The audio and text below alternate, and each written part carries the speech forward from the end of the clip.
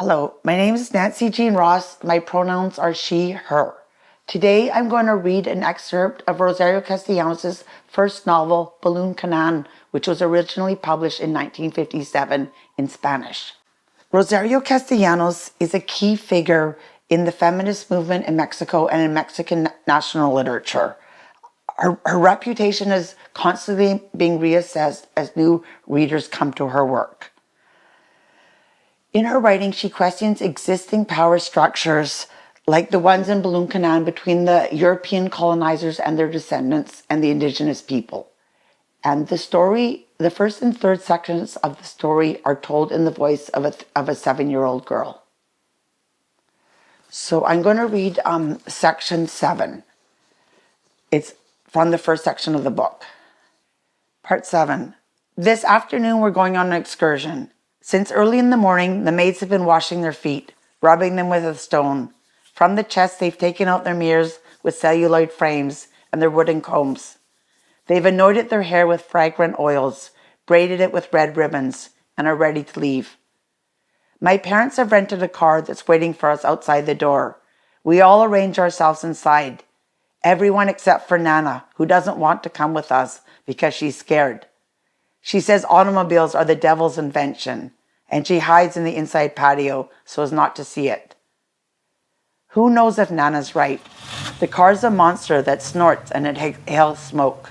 And as soon as it has swallowed us up inside, it starts up on the cobblestones.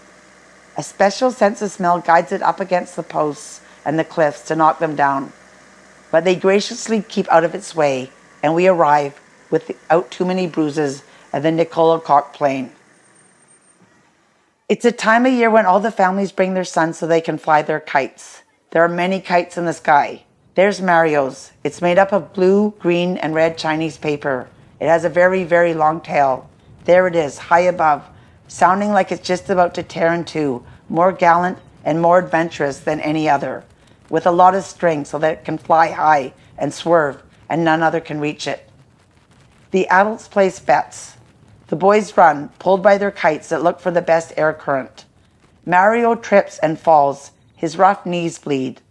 But he doesn't let go of the string, and he gets up as if he didn't mind what happened, and he keeps running. We girls look at each other from our place, away from the boys. What an immense plain, a plain without any herds, where the only animal that plays is the wind.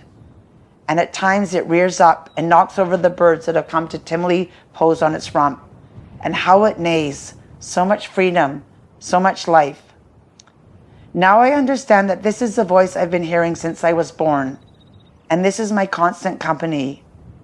I've already seen it in winter come armed with long, sharp knives and pierce our flesh, distressed by cold.